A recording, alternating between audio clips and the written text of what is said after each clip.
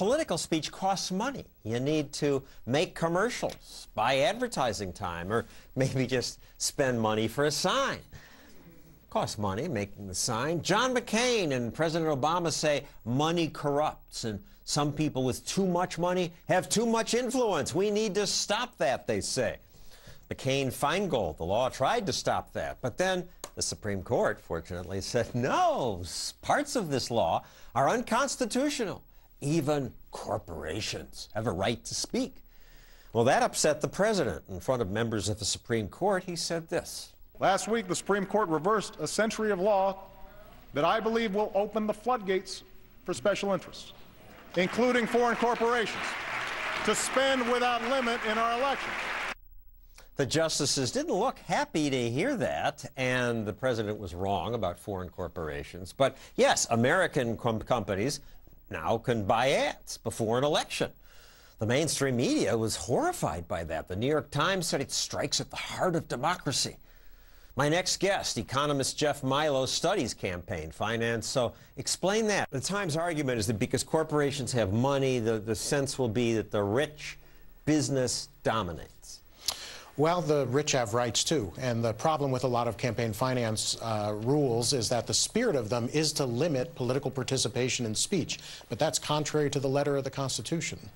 All right, so much for corporations. Let's talk about what happens if an individual wants to participate in politics. Help a candidate. Put up lawn signs like, lawn signs like this one.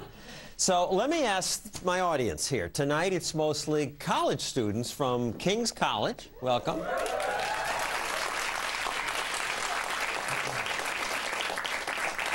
If you guys want to send out mailers encouraging people to tell their state representative to cut government spending, should you be allowed to do that? Hands. If you do, should you have to fill out paperwork and report your activities to the government?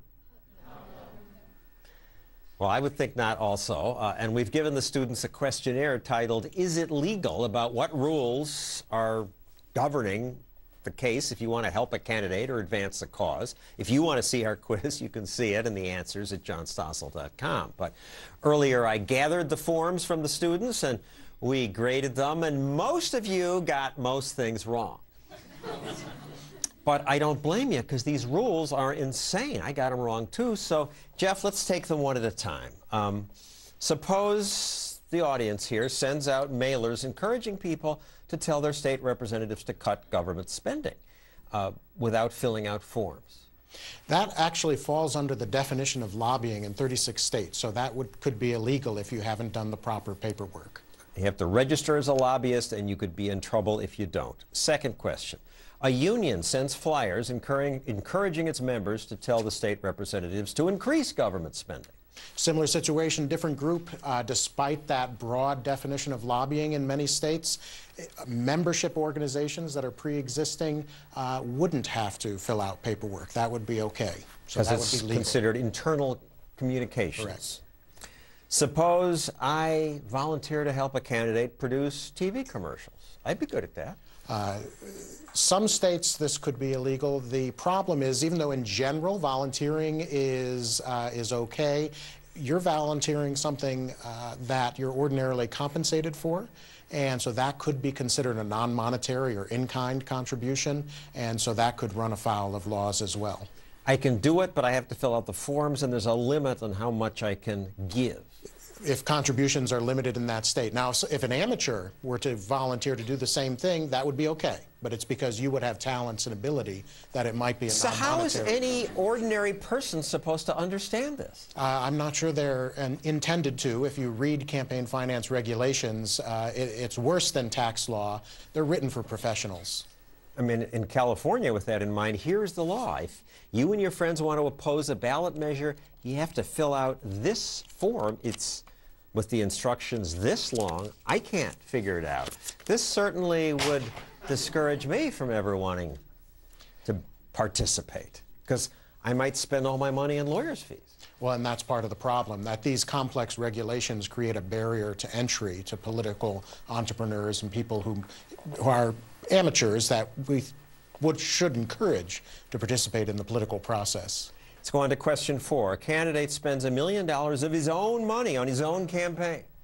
That's going to be legal everywhere, and that's because the court has said that in order to regulate campaign finance, it has to be for the purpose of preventing corruption or the appearance of corruption. And you can't corrupt yourself. And audience, you got that one right, so congratulations. 5, a citizen creates a website unconnected to any candidate that opposes a tax increase without suggesting that people contact their state representative. So he just, on his Facebook page, says, I oppose this tax increase. Believe it or not, in 14 states, this could be considered lobbying as well, depending upon whether the activity crosses a dollar threshold. Because you're speaking out on a public issue, that might be a matter before the legislature. And in some states, you can go to jail for doing the wrong thing. That's a possibility. In New York, you could, the maximum sentence would be 4 years. It's similar to arson in Alabama. Alabama, 30 years. Yeah. Okay. I would think this makes it easier for incumbents to stay in power. If you have complicated rules, it's a way for the political class to just protect itself. I think that's right. I think a way to view this would be like barriers to entry that prevent competition in markets. You're preventing new people from espousing ideas and organizing groups.